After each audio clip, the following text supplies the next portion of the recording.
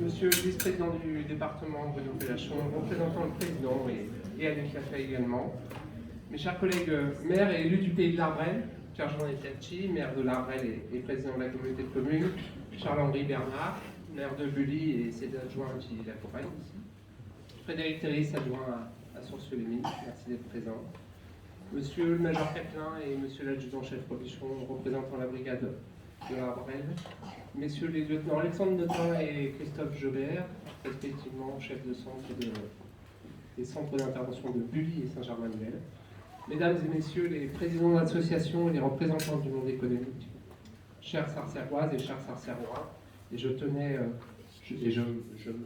dois d'ailleurs d'excuser monsieur le sous-préfet, madame Nathalie Serre, députée, messieurs les sénateurs Fialaire et de Vinaz, et bien sûr les membres du conseil qui n'ont pas pu être avec nous aujourd'hui, mais le reste de l'équipe est présent. Bienvenue à toutes et tous, notamment aux habitants de Sarcelles nouvellement installés et aux nouveaux venus au monde durant l'année. Et je félicite d'ailleurs les parents, il y en a quelques-uns qui sont ici. Pour cette année olympique, j'ai essayé de ne pas vous faire un discours marathon, mais je suis un piètre sprinter, donc je vous prie de m'excuser avant pour la durée du discours. La cérémonie des vœux est un moment traditionnel durant lequel la municipalité fait un bilan de son action.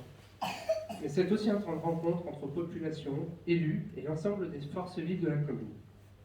Un temps de partage durant lequel on entretient le vivre ensemble. Or, ce dernier devient de plus en plus précieux, et ce ne sont pas les événements survenus au cours de l'année 2023 qui me contrediront. À l'échelle internationale, la guerre en Ukraine s'enlise, le Haut-Karabagh a été annexé, le feu ne s'éteint plus entre l'État d'Israël et le Hamas. Dans notre pays, la réforme des retraites et la mort de Naël ont été l'occasion de nombreux crimes. Les assassinats d'un enseignant à Arras, de Mille Bernard, ou de Thomas Crépol plus récemment, ont encore repoussé les limites morales et sociétales. Et je voudrais aussi avoir une pensée pour mes homologues maires et élus, encore pris pour cible, harcelés, voire agressés, comme à Sabré-Valépin, la Île-et-Rose, et même dans des communes rurales, en Haute-Saône, dans le Gers, dans l'Oise, ou le Calvados, pour en citer quelques-uns, sans oublier ce qui s'est passé il n'y a pas si longtemps tout près de chez nous. Tous ces événements témoignent d'un malaise profond dans notre société, dont nous pouvons nous sentir préservés. Mais jusqu'à quand ? Vous le savez, avoir un village vivant qui favorise ce vivre ensemble, le lien social, est une préoccupation forte de l'équipe municipale. Les associations, acteurs essentiels de l'animation de notre commune, y contribuent pleinement. Elles ont surmonté la crise sanitaire pour continuer leur activité et se réunir, voire s'inscrire dans de nouvelles dynamiques qui ont pris corps en 2023. Je citerai notamment le comité des fêtes, qui a organisé une première fête de la musique ou lancé des soirées-jeux, autant d'initiatives qui favorisent les échanges intergénérationnels. Je pense aussi à des évolutions plus structurelles qui ont été entérinées la semaine dernière. L'intégration des anciens combattants de Bully au sein de l'association de Saint-Germain-Muel-Sarcelles, ou la naissance de l'accord des Lyres, fruit de l'union de la batterie fanfare Sarcelles-Joux-Violet et de la farandole de nos voisins de Vindry-sur-Soisy. Avec ces changements, ces deux associations ont trouvé une réponse pour faire perdurer leur raison d'être et se lancer dans de nouveaux projets plutôt que de s'éteindre. Alors je vais juste ouvrir une parenthèse pour vous lever d'un doute.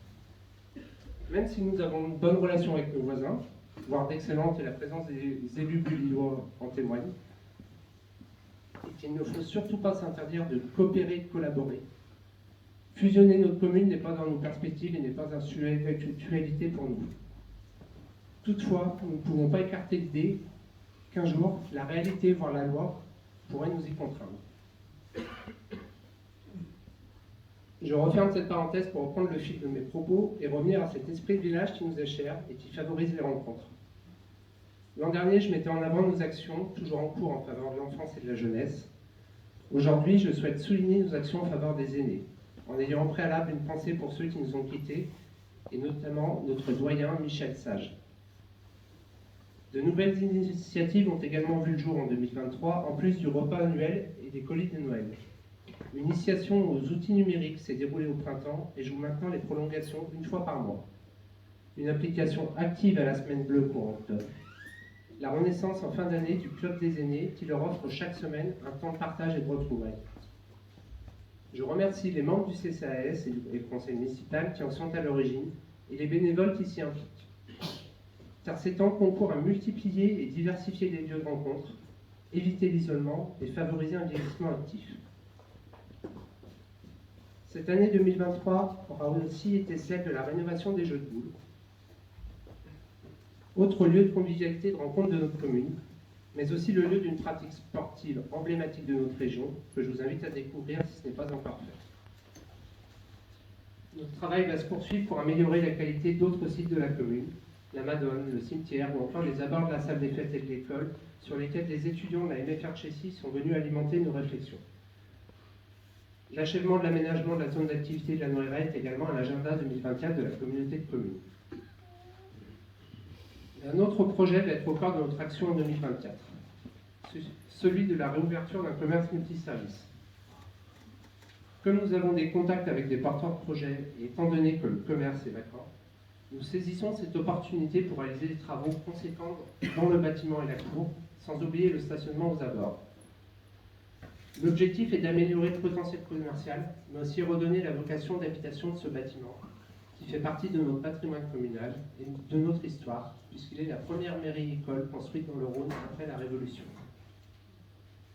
Toutefois, il faudra être patient, car la commune ne devrait pas pouvoir ouvrir, le commerce ne devrait pas pouvoir ouvrir avant le printemps 2025. En effet, le marché de maîtrise d'œuvre est en cours de signature et les travaux devraient débuter au plus tôt au dernier trimestre 2024.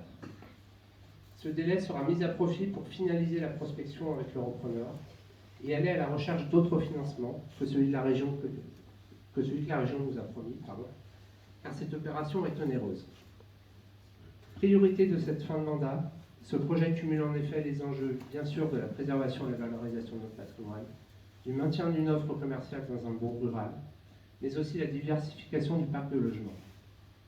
En effet, se loger devient problématique sur notre territoire, et cela se ressent sur les dernières projections de l'INSEE, qui constate une baisse de la population sur notre commune sur la période 2015-2021, alors que notre solde naturel reste positif. Sans transition, ou plutôt avec transition, car notre village se doit d'être engagé dans celle-ci. Sujet qui a été au cœur de nos réalisations en 2023 et le sera à nouveau en 2024. Le CIDER a ainsi procédé cet été à l'installation des panneaux photovoltaïques, la maison des associations. Conséquence de l'inflation, nos dépenses énergétiques avaient augmenté de 84% entre 2021 et 2022, pour représenter alors 10% de nos dépenses de fonctionnement. Cette tendance a heureusement été interrompue en 2023. La baisse de notre coût énergétique est de l'ordre de 27% et représente désormais un peu plus de 7,5% de nos dépenses de fonctionnement. Alors certes, l'accalmie du prix du gaz a fortement aidé, mais nos efforts et les dispositions que nous avons prises y participent également. Optimisation des programmations avec limitation de température, isolation, extinction partielle de l'éclairage public, relampage. Et encore, la généralisation des LED annoncée l'an dernier a pris du retard.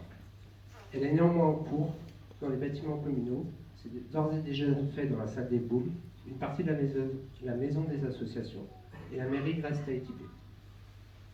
Si le calendrier est respecté par le CIDER, l'éclairage public devrait suivre au printemps puisque les études sont en cours.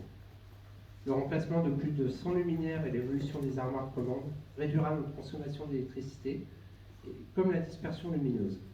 Il constituera aussi un investissement d'avenir, puisque notre parc pourra être télégéré et plus évolutif. Agir pour la transition, c'est aussi agir sur les mobilités, avec en premier lieu les voiries que nous cherchons à améliorer, car elles constituent une infrastructure de base, quel que soit notre mode de déplacement. Mais c'est aussi sécuriser les déplacements, en incitant notamment à réduire la vitesse, pour favoriser la cohabitation des usages, car aménager partout des bandes cyclables ou des allées piétonnes est utopique. Au cours de cette année passée, nous avons ainsi pu reconfigurer le carrefour des chemins de Luzichère et de Font-la-Ville et implanter un ralentisseur à Pouilly sur la route des Hommes. D'autres voiries seront améliorées en 2024, mais à l'instant où je vous parle, notre choix n'est pas encore arrêté. Au fil de l'année, des arceaux vélos seront implantés progressivement en différents lieux stratégiques de la commune. En parallèle, nous allons aussi approfondir la possibilité d'autres aménagements de sécurisation pour encourager les déplacements doux. La satisfaction de ce début d'année est de revoir une ligne de car du Rhône, non scolaire, desservir notre bourg comme le souhaitait l'équipe municipale. La prolongation de la ligne 285 jusqu'à Sarcey permet de nous relier notamment à l'EHPAD des Collonges, l'hôpital, le centre et la gare de l'Arbrel, mais aussi le lycée de Saint-Bel ou l'Archipel. Avec 5 allers-retours en semaine et 3 les week-ends et jours fériés, cette offre constitue un réel atout supplémentaire pour les Sarceroises et Sarcerois. Certes, la voiture demeure quasi indispensable pour beaucoup d'entre nous, mais il est important d'offrir des alternatives aux jeunes, à ceux qui ne conduisent pas ou plus, voire ceux qui ont le souhait d'essayer de se passer de leur véhicule. Souhaitons que cette offre s'intègre au mieux dans notre quotidien, que nous ayons le réflexe de cette solution, afin qu'elle puisse se pérenniser, voire se consolider. Agir pour la transition, c'est aussi améliorer le réemploi et la valorisation des matières. L'année 2024 est synonyme d'entrée en vigueur du tri à la source des biodéchets. Des solutions sont d'ores et déjà proposées par la communauté de communes pour du compostage individuel, accompagné du DN à l'achat, ou du compostage partagé. La CCPA fera évoluer son offre progressivement sur le territoire communautaire pour répondre au mieux à ce nouveau défi et trouver un équilibre entre le service proposé et le coût. Je n'ai pas évoqué l'ensemble de nos projets, mais seulement ceux que nous menons et qui devraient prendre forme en 2024. D'autres sur lesquels nous avons moins la main pourraient se concrétiser ou pour le moins avancer durant cette année. Entre autres, la possible installation d'une antenne téléphonique multi-opérateur. Le déploiement de la fibre devrait s'accélérer, je ne peux pas vous en dire plus. Malheureusement, le projet de construction de la caserne à Saint-Germain-Nuel, qui je l'espère, devrait connaître des avancées notoires dans les prochaines semaines. Voici cet état d'avancement dressé et plutôt conforme à ce que je vous avais annoncé l'an dernier, même si quelques opérations ont été retardées. Je sais que tout n'est pas parfait, mais serait-ce possible? Nous veillons en tout cas, avec l'équipe qui est derrière moi, à essayer d'améliorer progressivement notre cadre de vie. Et nous continuerons, car vous comprenez que les projets ne manquent pas. Certes, nos finances sont saines, mais les effets de l'inflation seront pleinement répercutés en 2024, alors que dans le même temps, nos recettes pourraient être moins dynamiques. Les budgets de ces 2 dernières années de mandat pourraient donc être compliqués à élaborer et surtout à exécuter. Nous serons donc amenés à faire des choix sur le niveau des services à la population et la programmation des investissements, en donnant la priorité aux plus engagés, avant de voir si nous serons en mesure d'en financer d'autres. Bien sûr, nous solliciterons le soutien de l'État, de la région et du département, mais nous devrons aussi envisager le recours à l'emprunt, de nouvelles pistes d'économie, sans écarter la variation des taux de fiscalité en ultime recours. Je tiens à remercier ceux qui ont directement contribué à ces réalisations et contribueront à celles à venir. Tout d'abord, le conseil municipal, merci pour votre participation, l'agrément de travail que nous avons institué et pour votre confiance.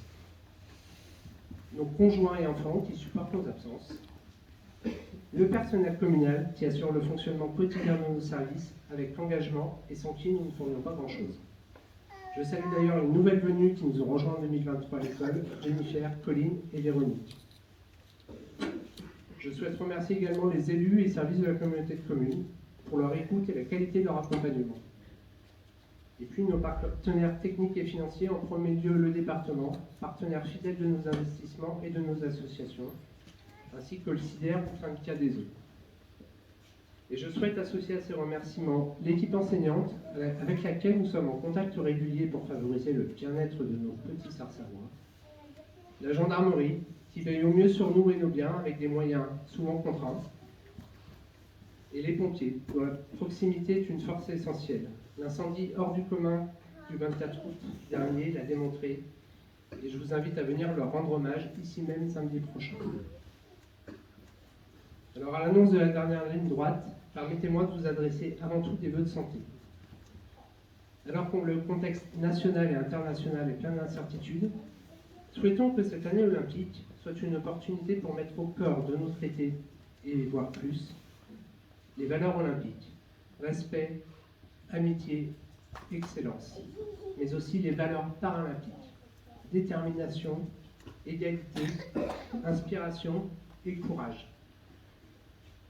Soyons à l'image des sportifs que nous suivrons cet été, confiants en notre capacité à relever les défis qui nous font face et donner le meilleur de nous-mêmes. Je vous souhaite de vivre une belle année 2024, riche de moments de bonheur en famille et d'instants de joie partagés, comme celui qui va suivre à la fin de mon allocution.